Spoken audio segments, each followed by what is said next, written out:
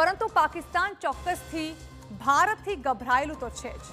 હવે સવાલ એ પણ થઈ રહ્યો છે કે આખરે કિરાના હિલ્સમાં પરમાણુ પરીક્ષણ કરવામાં આવી રહ્યું છે। કિરાના હિલ્સ બહુ જાણીતું નામ, કારણ કે શું પાકિસ્તાને કિરાના હિલ્સમાં પરમાણુ પરીક્ષણ કર્યા હોવાના ચોંકાવનારા કિસ્સાઓ સામે આવી રહ્યા હોય તે પ્રકારની વાતો ઉઠી રહી છે।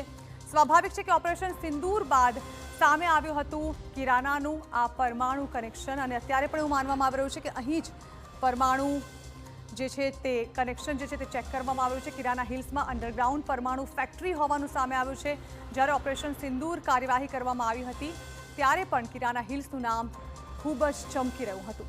કિરાના હિલ્સ સરગોધા એરબેઝથી 8 કિલોમીટર દૂર છે અને અહીં પરમાણુ પરીક્ષણ કરવામાં આવી રહ્યા હોવાનો અંદાજો લગાવવામાં આવી રહ્યો છે। પાકિસ્તાન ગભરાઈ ગયું છે અને એટલા માટે જ તે આ પ્રકારની હરકતો કરી રહ્યું હોય તેવું માનવામાં આવી રહ્યું છે। લગભગ 70 વર્ગ કિલોમીટર વિસ્તારમાં અહીં પાકિસ્તાને પોતાનો એક પરમાણુ અડ્ડો તૈયાર કર્યો છે।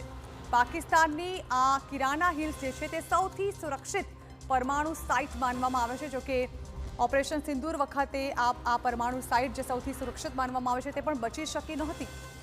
વર્ષ 1980થી કિરાના હિલ્સ પરમાણુ સાઇટ જે છે તે સક્રિય થઈ છે અને અહીં અત્યારે પરીક્ષણ હાથ ધરવામાં આવી રહ્યું છે। તેના પર ખાસ પાકિસ્તાની સેના ધ્યાન આપતી હોય છે। વર્ષ 1983થી 1990ની વચ્ચે અત્યારે જે પ્રકારે પરીક્ષણ કરવામાં આવી રહ્યા છે, આ પહેલાં પણ 1983થી 1990ની વચ્ચે અનેક પરમાણુ પરીક્ષણ અહીં થયા હોવાનું માનવામાં આવે છે। ઓપરેશન સિંદૂરમાં ભારતે કિરાના હિલ્સ પર પણ હુમલો કર્યો હતો।